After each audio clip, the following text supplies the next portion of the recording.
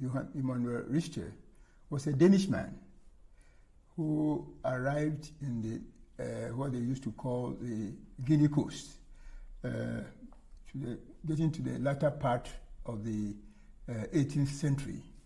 If you know, at that time, the Danes were seriously considering abolishing the transatlantic slave trade.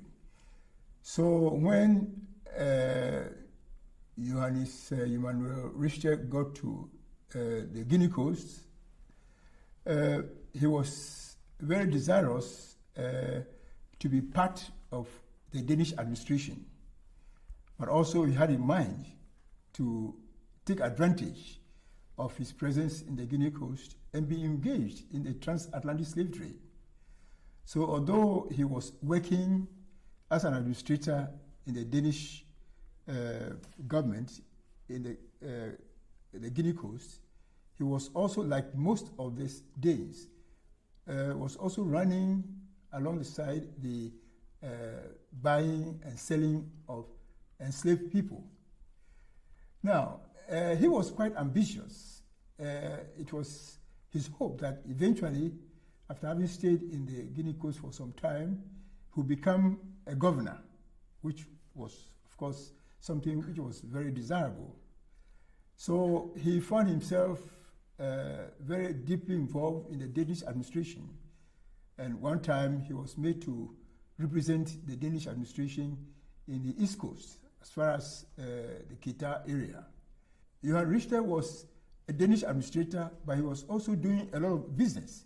He was selling ivory, selling gold, shipping them out to Denmark, but of course was also involved to some extent with the transatlantic slave trade. Of course, as I said, at the time he arrived in the Guinea Coast, the Danish administration was about to abolish it. So he wasn't doing this very intensively. He was more concentrating on selling of goods from Denmark, like ammunition, rum, and so on and so forth, and then exporting ivory, gold, and so on and so forth. Now, all this got him very deeply involved in the social life of the people, both in Osu and in Kita, where the Danes were also operating.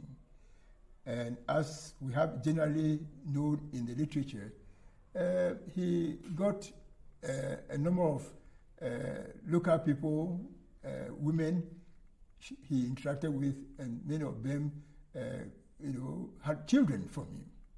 So Johan Emanuel Richter was known to have a number of unidentifiable, so to speak, offspring, both males and females.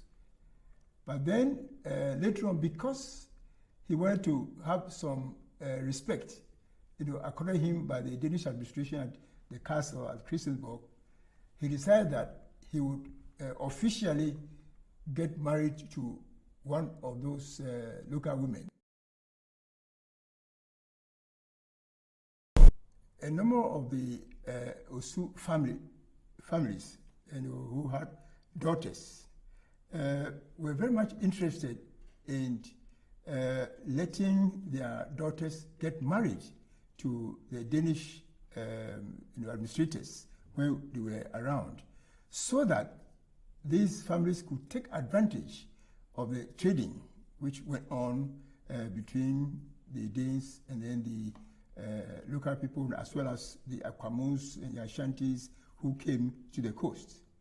So although some of the Danish men had got married back at home, while they're here, they went into a formal marital relationship with the local women, so that they would be able to, as it were, officially have very good interaction with the leaders of the Osu community, so that they can become good agents through who the trading could go on. So Emanuel Johannes Richter decided that yes, he would select one of the local women to have as an official wife. I'm not very sure whether before he came down to the Guinea coast, he already had a wife back in Denmark. But the Danish administration recognized this relationship, which was marital, as something which was worth registering. Yeah, and many of the Danes, when they were here, went into such similar relationship that for the purpose of taking advantage of having good business contact with the local people, they would marry their daughters. Many of them were mulattoes, so as it were, have a good basis of going on with their business interaction with the local people, as well as those who came from the interior, to trade. The Danish administration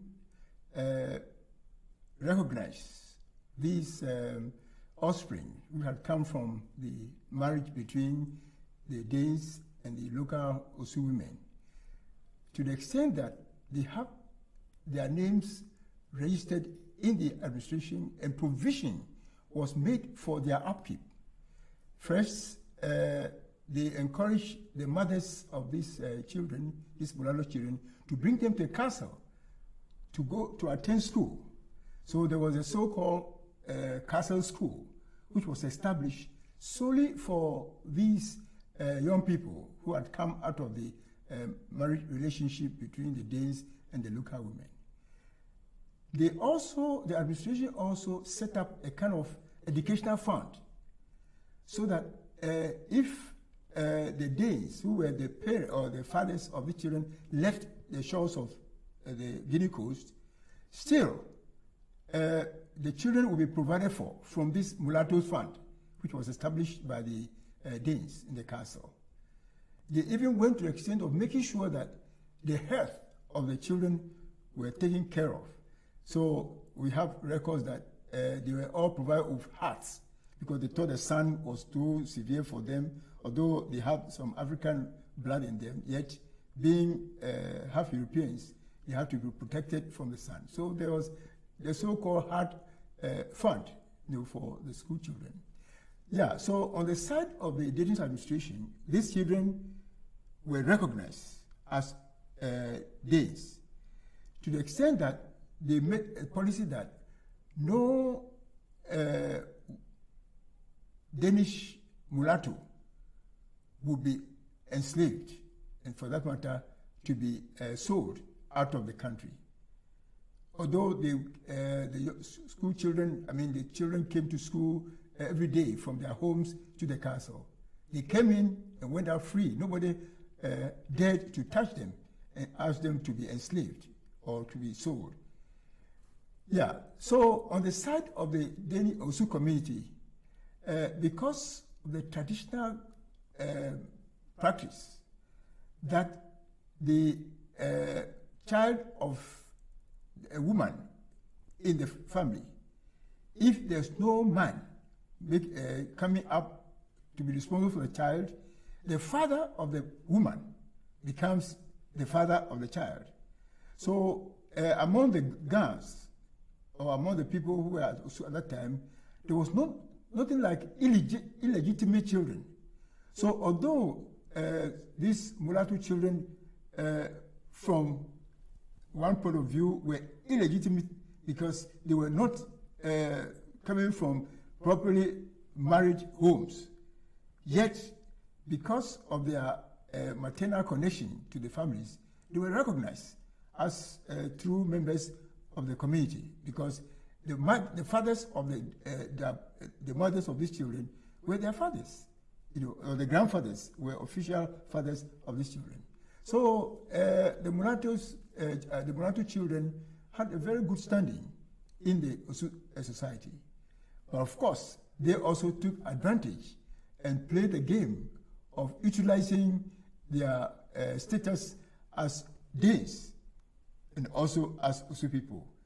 So that we have records that some of them, when they grew up, got involved in the transatlantic slave trade, to very embarrassing disgrace to the families. that they had sometimes selling their own relatives or selling other Africans who were brought to the coast, because they were taking advantage of their being days, although they were, of Osu ancestry.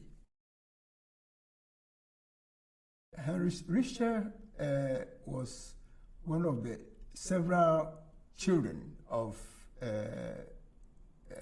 Johannes Emmanuel Richter.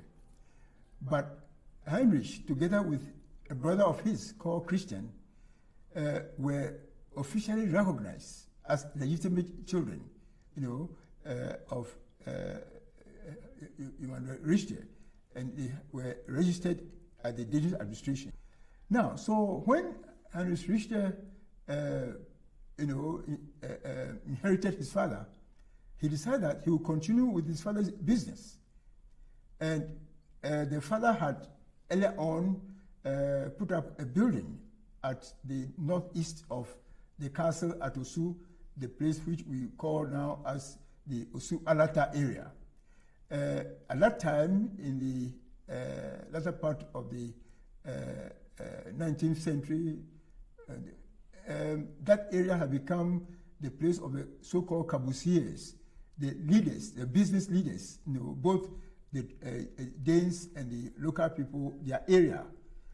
So Johannes Richter had put up a house for his wife Barbara, who was the mother of Heinrich Richter and Christian Richter. Now, so when Johannes Richter died, Heinrich Richter, inherited this house, this two-story stone masonry building. And of course, he was interested in still engaging in the internal slave trade, although at the time he began to operate his business, the transatlantic slave trade had been abolished, both by the Danes and the English. But the internal slave trade was still going on. People were being brought from the interior to the coast, to be used for agricultural purposes, for carrying things and serving the homes.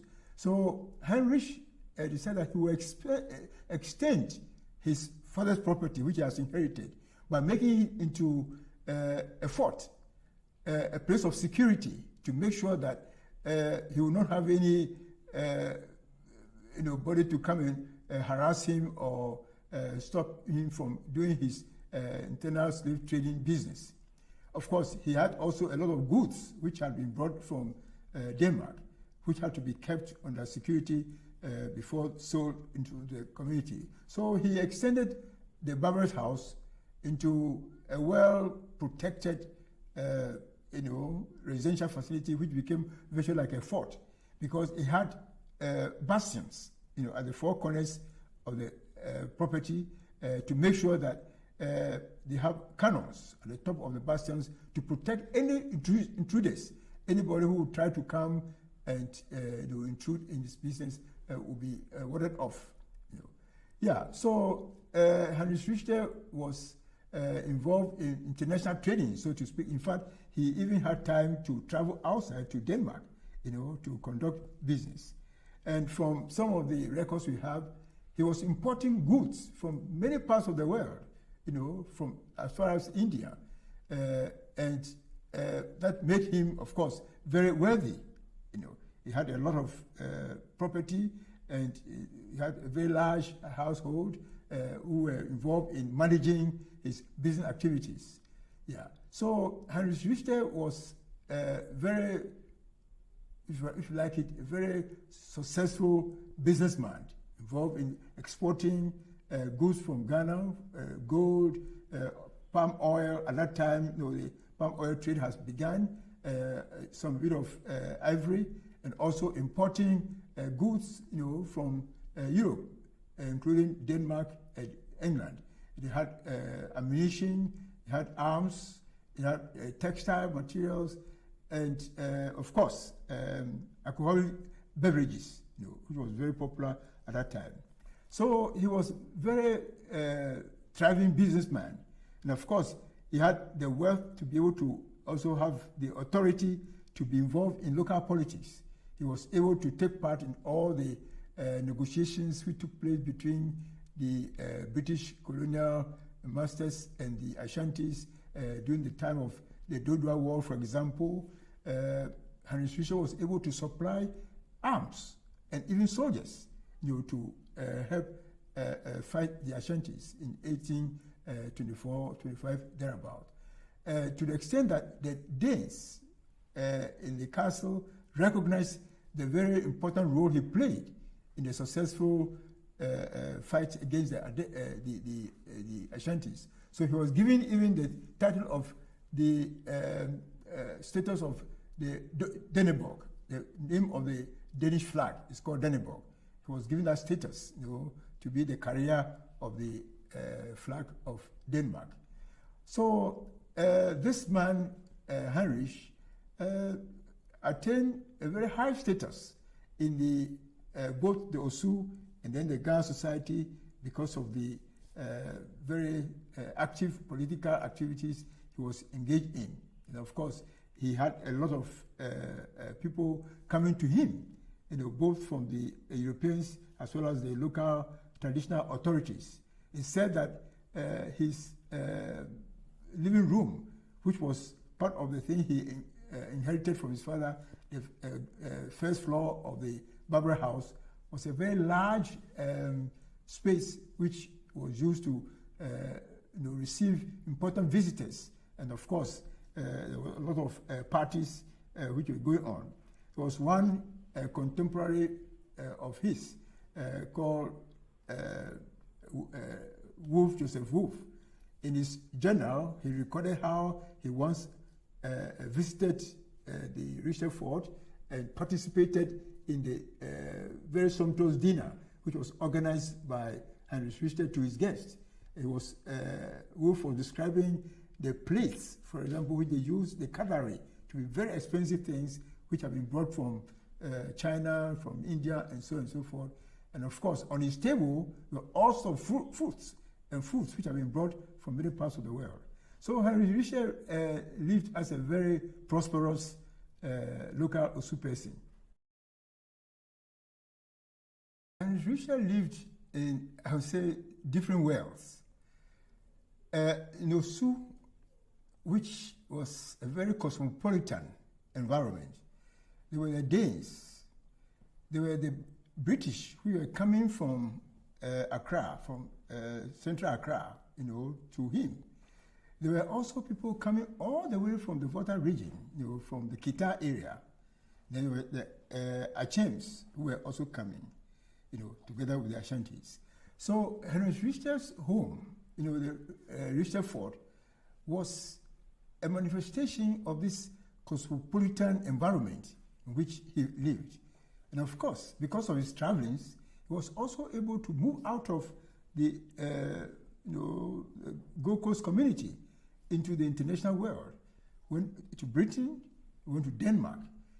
So he was really a world man, so to speak, by his social interactions and his social engagements, and of course his business activities. You can imagine the kind of trade agents he had to deal with from all over the world. He was communicating with them. Of course, very slowly, because at that time there were no telephones, there were telegraphs. You had to send notes through the ships which would be going. The original style, which was a stone masonry two-story structure with arched underground structure where the underground space were being used for storage facilities, had the so-called the veranda all around to protect the sun, the solar radiation entering the bedrooms. There were no bedrooms on the first floor. And of course, they have a large dining reception space.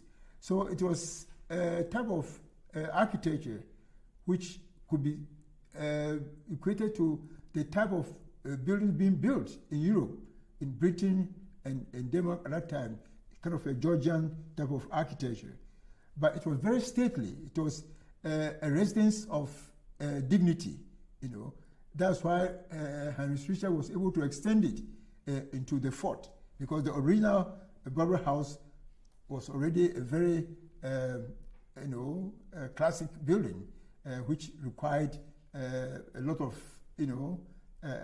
good maintenance, and therefore, Henry Richter was able to extend it, into the fort, which he did.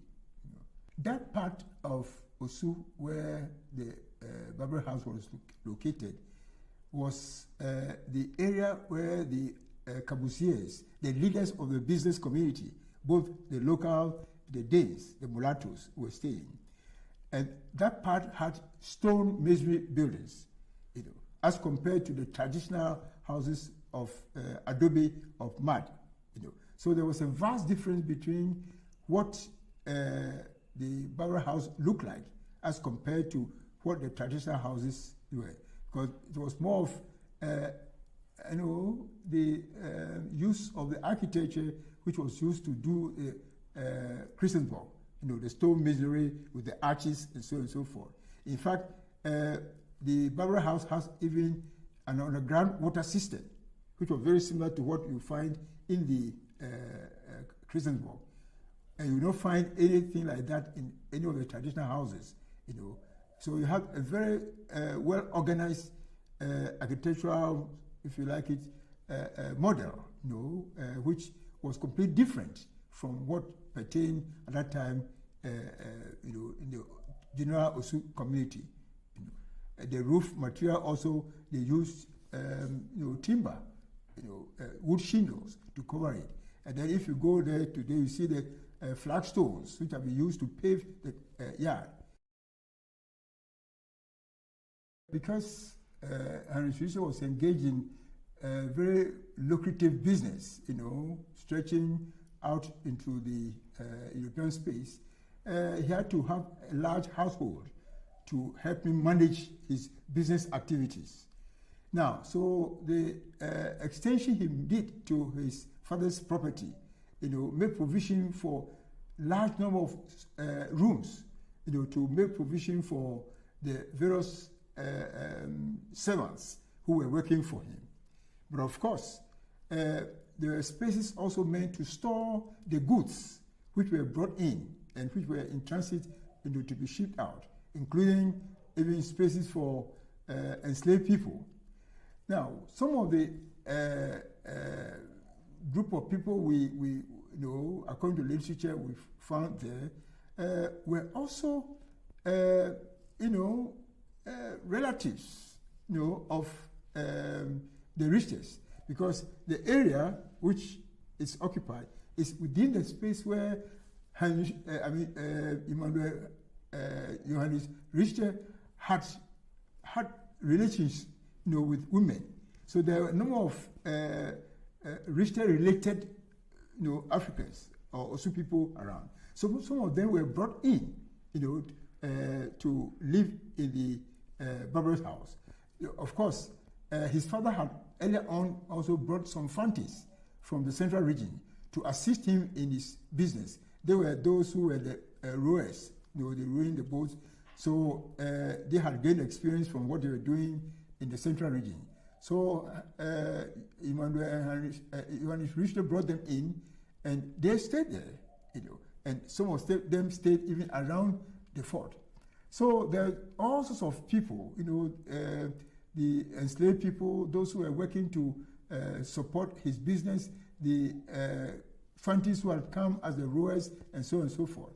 So the whole configuration of different group of people, the local people, the Osu people, joined with the Danes and then the British to fight the Ashantis. And of course, the Ashantis were defeated. So some of the captured soldiers were brought to Osu. And because Henry Richter was one of the people who provided a lot of arms and also soldiers, many of the captured soldiers were brought to him. And according to the records, at one time there were over 400 of such people who were in the fort, waiting to be either sold out or sent out.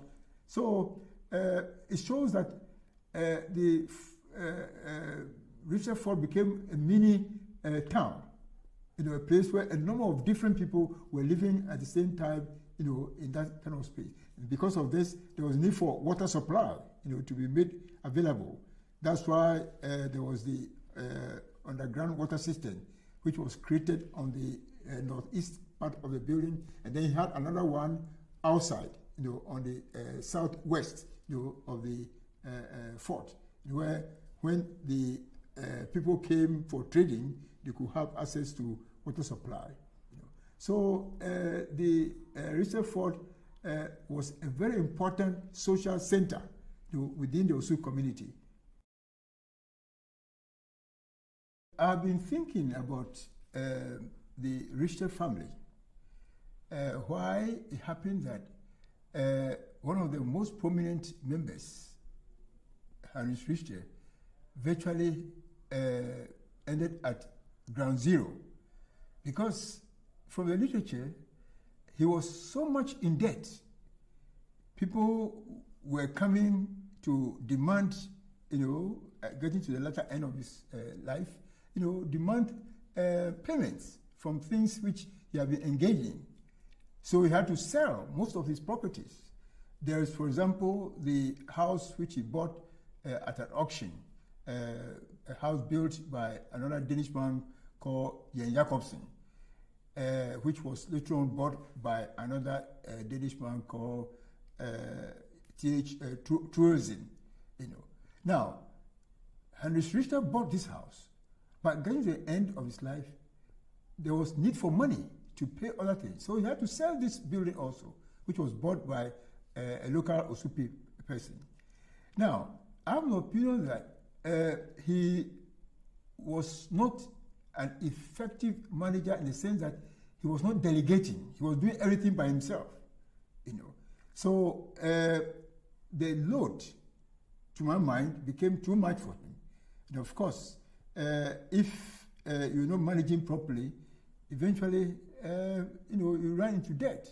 And of course, these things began to weigh very heavily on his mind. So at that age, where he was supposed to have lived a bit longer, he passed on. And at the time he was passing on, virtually everything had gone.